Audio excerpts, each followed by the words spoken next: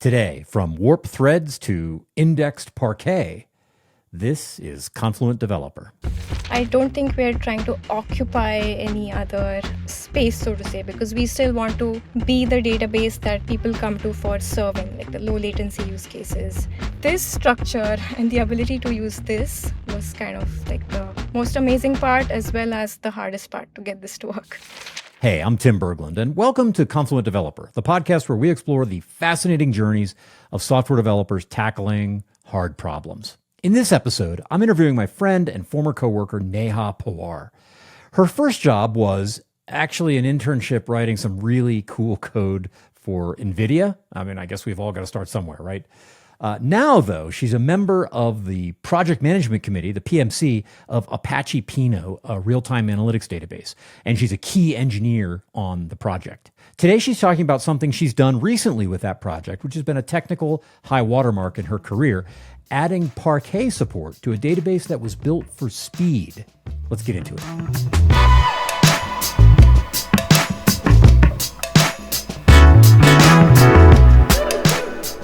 Welcome to another edition of the Confluent Developer Podcast. I've got Neha Pawar here in the virtual studio with me. Neha, welcome.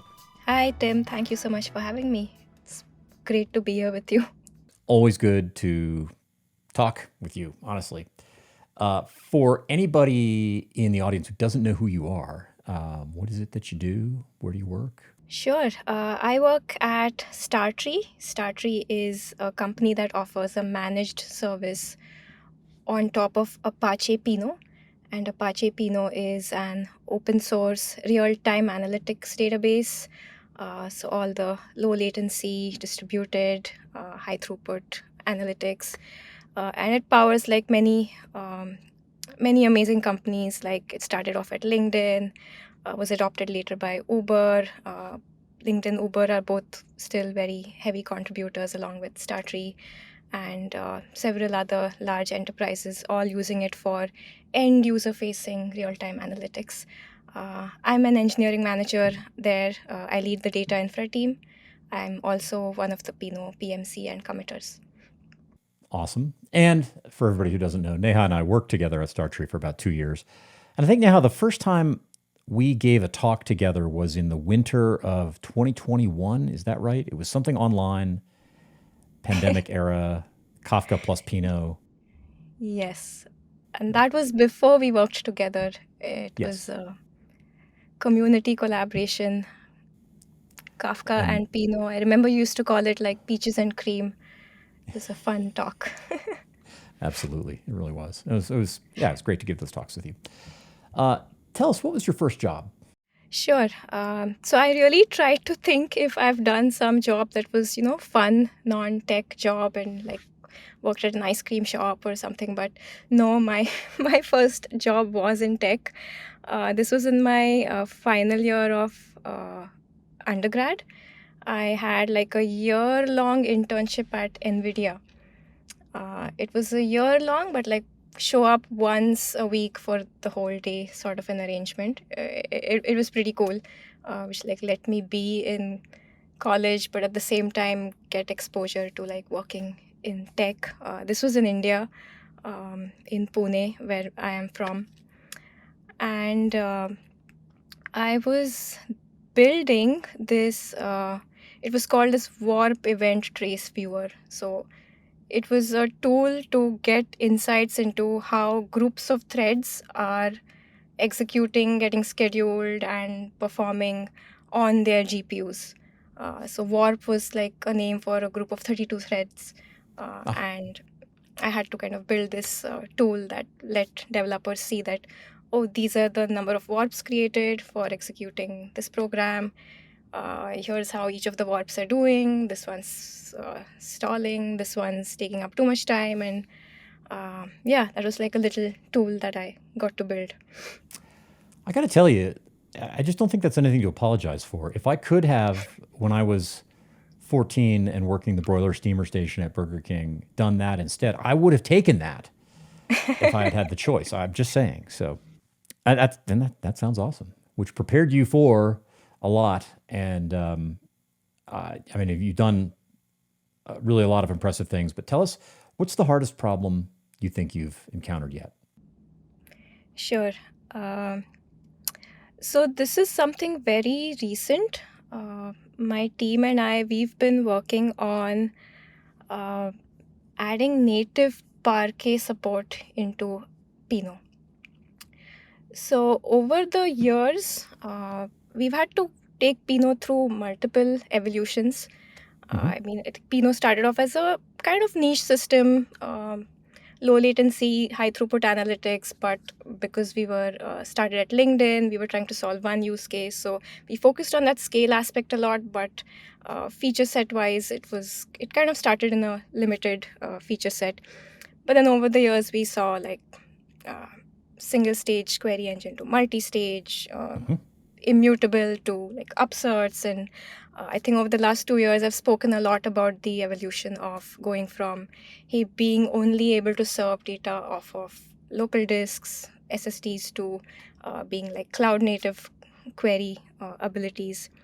So this is kind of like the next critical dimension in which we are evolving Pinot, and for good reason now with all the iceberg support. And uh, so that's kind of what we've been working on. And I would love to get into more details about that. Yeah, no, I want to talk about it. First of all, why is that even a question? And I'll put that a different way. When I was new in the Pinot community, I'd be explaining Pinot, and people would ask me, well, "What's the data format? Like, what are the files stored in?" I'm like, "Well, they're Pinot. You know, it's a native. They're stored on disk, and there's a binary format. It's native to the database. And if you look at the engineering of a database like this, that's obsessed over performance, it has to be. You kind of need to own all of that, and so to the untrained ear that's not keyed into real-time analytics and the architecture of these systems, the very Right. idea of adding iceberg support or Pinot or Parquet support, like, what kind of database is this? So, but I mean, it's a huge deal. So, and a real Yes. departure. So tell us, I mean, you kind of hinted at why, but like, how did you get pushed down this path and what was hard about it? What'd you have to go through? Sure. So to answer the why, one is just the whole push in the industry to have support for open formats. Like everybody loves simplification, right? Like every system that started out there, like now many of the data warehouses that do kind of like the batch serving, they all sort of started off with their own formats as well. But then we all know getting data transformed and like the ETL problem, and like nobody wants that. You kind of, and then also putting your data into that system, if you want to like transform it to something else or use it for some other system, it's kind of like locked in there. So for all these things, the idea of, hey, there's one open format and everybody can just query off of that was beautiful. And the data warehouses quickly adapted that. It is time that even low latency serving systems like Pinot do the same. At the same time, yes, we are low latency serving systems. We are not kind of, our customers are not querying Pinot to just read the whole file sequentially and generate reports. And that was kind of why we even had that custom format in the first place, because we needed point lookups. And we had to do them like super fast. So we needed, first of all, a fast columnar format, as well as the ability to do kind of random reads in that column that's laid out. When systems like Pinot were first developed, and I think that would be kind of like 15 years ago when such systems started coming into the picture, Parquet didn't exist was one reason. There was no open columnar format. Secondly, even when Parquet was like started becoming popular, Parquet inherently doesn't allow, like it's not built for random access. The primitives that are available are like, it started off as, hey, here's like a group of rows. Okay, within that there's now column chunks. now you can like go up to, hey, here's a page within that column chunk. But then that's about it. If you're trying to do like point lookups, that, hey, I want to access this and I want to access that, that is not something that Parquet readers even offer. Yeah, there are no indexes. It's just not, that's for somebody else to do. Yes. And that's the second point. So firstly, random access was not easily possible or not at all possible. You have to like do chunk reads. And secondly, you have a bunch of like the metadata, min, max, and skip lists, and that let you kind of identify which chunk you want to get to, which Parquet file you should or should not read. But beyond that, just no indexes. And that's kind of what systems like Pinot, or Pinot is kind of like the leader in that, with like a lot of highly specialized indexes. We had to build that, and we had to kind of have our custom format for that. That is why we weren't using Parquet, and that's why now that we are venturing into using Parquet, it just becomes so much more challenging, because we don't just want to say, hey, yes, we can support Parquet. We're going to download the whole file, query it from our local cache, and sure, it works. That's not what we want to do. OLAP is much more complicated than that, and you can't just say, hey, I'm going to lazy load my way out of this. That's what made this inherently so challenging. Not in a performant way. You're not gonna, yeah. Yeah. Part of this, I want to say, has to do with the coupling of storage and compute, because the open table formats emerged in a world where storage and compute were decoupled, right? You had data probably in S3 and then some other compute engine accessing that, and everybody was okay with the latency implications of that. That was good enough. You have lots of advantages that you get to realize with that decoupling, at the cost of it's going to be a lot slower than a system like Pinot, where you've got them tightly coupled. You get to optimize everything, and you get performance that seems like you're making it up. It's so good. That's either side of that trade-off. And Parquet emerges in the world where they're decoupled, and so now we need the standard format. But like you said, it's not designed to be a database, really. And so keep going. What'd you have to do? Sure. So you hit on a very accurate point, right? Like, it was developed in the world where like it was meant to be queried on decoupled storage. And this is why our previous evolution of adding support for cloud native querying kind of really helped us build the Parquet support. Because as part of adding tiered storage, or tiered storage is kind of like a misunderstood term, so maybe let's continue calling it cloud native querying. As part of adding that, we already had to get away from some assumptions like, hey, we have this column, but reading it byte by byte, like value by value, sequentially, no, we can't do that when we're trying to query from S3. That's every little byte is going to add like 100 to 200 milliseconds round trip time. So in our and I also want to talk a little bit about sort of the abstractions in Pinot that helped us cleanly do some of these changes. So like when you talk of like a file format, like this file, but within that we have like an abstraction for a column, and then we have an abstraction for how do we access that column. When we built the cloud native, or let's just say S3 query support, we were able to kind of hijack just that lowest level abstraction of, hey, how do we access a column? And then just add our clean implementation of, hey, now this is going to be on S3 instead. Everything else above it, like, hey, now on top of these columns, there's a file. On top of this file, there's metadata plus indexes.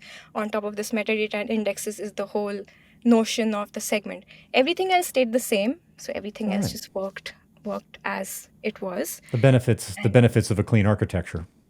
Yes. And in that lowest level that we swapped out, we were able to do neat tricks such as, okay, so we can't do sequential byte by byte reads. Let's start thinking about how do we access the whole column if we're going to need it? How do we try to read just the specific blocks if we know by some thing in the query planning that, hey, let's just get to these precise blocks. Now, do we have blocks or we know columns in advance? How do we pipeline this and start prefetching it? Because previous assumption of, hey, the fetch is going to be super cheap, but our computation is going to be expensive, kind of got flipped. Now it was like, hey, the fetch is going to be slow and the computation will be faster compared to that. Relatively So speaking, yeah. So we could kind of change, like add all those interesting capabilities into that column buffer access for block access, pipeline, and prefetch, and that kind of nicely translated to the Parquet world, where same things. In the Parquet case, for the reader, although we were able to build like our own Parquet reader from the same abstraction, our abstraction was looking for something like, hey, give me the exact value at this document ID. But in Parquet, we couldn't do that. But our work for supporting block reads kind of helped us that, okay, you want this document ID, let me translate this to the right block in Parquet for that column, and then I'll just fetch you that block. And if you are asking for... that translation, is that a separate data structure that you're maintaining, like a separate index that you're maintaining over the Parquet file? Yes. So couple of things. One is, once we want to know, hey, here's the exact document IDs, give me the blocks, we are maintaining that separate structure on top of the Parquet files. Along with that, we are also able to, like I said, because we were able to hijack it at the lowest level, everything else in Pinot just worked. Everything else, like one of the main things in that everything else for Pinot is the indexes. So we were able to build inverted index, range index, JSON index, map index, text index, all of that on the Parquet file. So this let us kind of go beyond a Bloom filter or a skip list that said, hey, should I go query this column or not? Should I go query this file or not? This is telling us, within, you should query this column. Within that, here's block number 1, block number 5. That's where your answer is. Don't look at anything else. And this structure and the ability to use this was kind of like the most amazing part, as well as the hardest part to get this to work. Yeah, I imagine so. But I don't know the space as well as maybe I ought to, but that seems like it brings some things into Parquet querying that are hard to come by otherwise, right? That's some pretty exciting functionality. I would think so. I haven't heard of any other systems attempting to do this, where they have all these advanced secondary indexes on top of the Parquet forward indexes. So yes, it is. I would say it is kind of hard to come by. Many systems, I think, just resort to using those the min-max values, the partitioning value. But that's kind of not very useful if the stuff that would be in iceberg metadata, for example. You know, there's little hints that are there, but they're not much. Okay, so unscripted Pinot question, and I'm going to give a little background for the non-Pinot folks in the audience. But Pinot sort of co-evolved with early Kafka, and its integration with Kafka is very tight. And so you could sort of think of it as, you can hook up a Kafka topic to the side of it, and you're immediately querying what's in that topic in real time at low latency. So in one sense, people sometimes describe Pinot as queryable Kafka. That's not very, I don't think that's a very helpful explanation or helpful label, but people say that. So that kind of table is called a real-time table in Pinot, dear listeners. And there's also a way to ingest batch data into what's called an offline table.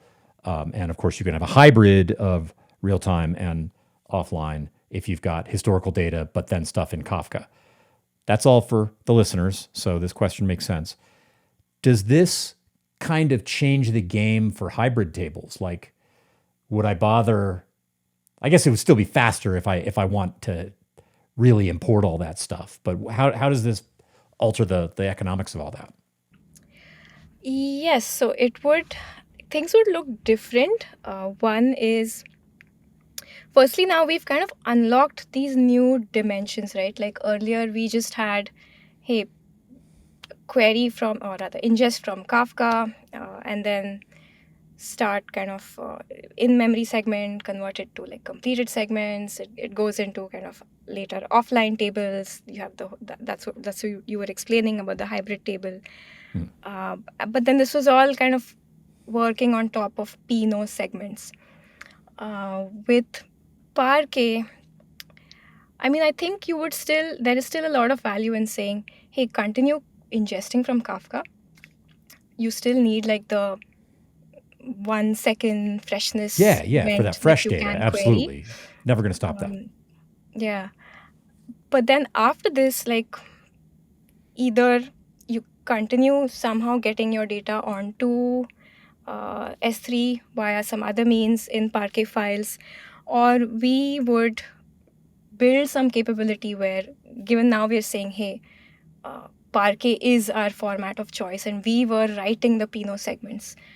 We could ingest from Kafka, and when we flush that into a permanent segment, we just write Parquet files with our Pinot indexes.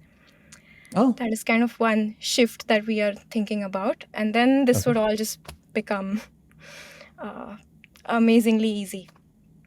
yeah. So then you have Parquet files, and you create some indexes near them.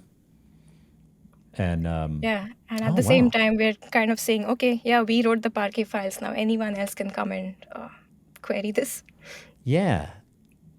I was going to ask, how does this change Pinot? I think you kind of just answered that. So, but I'll let you put it into words. I mean, how does it sort of occupy a new space in addition to where it's been? How do you think of this as a change to the system? Use case wise, I still see us being like the low latency serving system.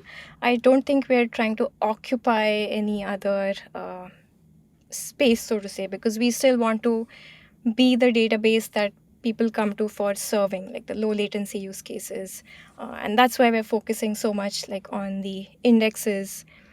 But the way this changes things for Pinot is, initially it always had to be that, oh hey, everything else, like, data's in Parquet, data's in the data lake, everything else is kind of easily able to query data from query data from Parquet. Now if you want to accelerate your data, now if you want to start doing some low latency serving, take some manual steps, convert the data to Pinot segments, ingest it into Pinot, then you are kind of ready for serving on top of Pinot. This kind of eliminates that step. It's just going to make it like as simple as, oh, your data's in Parquet, bring it on. Pinot can just start running on top of that directly. And this will kind of be very awesome for all,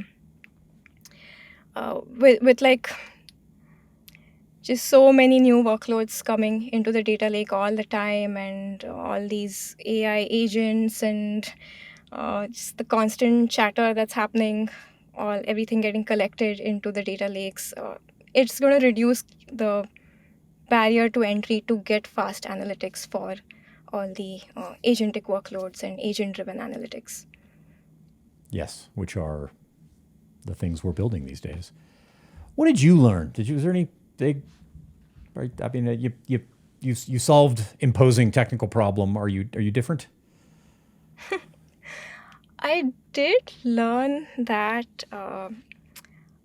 the thought that you've put into building the abstractions of a system is so much more important than you think it is when you are actually building the system. One of the reasons why it was hard, but it was still, we didn't have to kind of go just rewrite Pinot or just create like Pinot 2.0. Our abstractions were clean.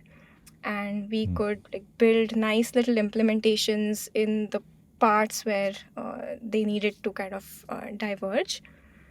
And I was like really thankful for all the team and the folks who were involved in laying out those abstractions, that hey, somebody put a lot of thought and did a good job, and that's why it's easier for us to make such bold directional changes right now. Yeah. Without doing major surgery. So taking time, like slowing yourself down a little bit to get that foundation right is so important, is what I learned. It really is, especially on a complex piece of infrastructure like this. The time you put into that architecture of the system really pays off. That's a great lesson. Yeah. My guest today has been Neha Pawar. Neha, thanks for being a part of Confluent Developer. Oh, it was my pleasure. Thank you so much, Tim.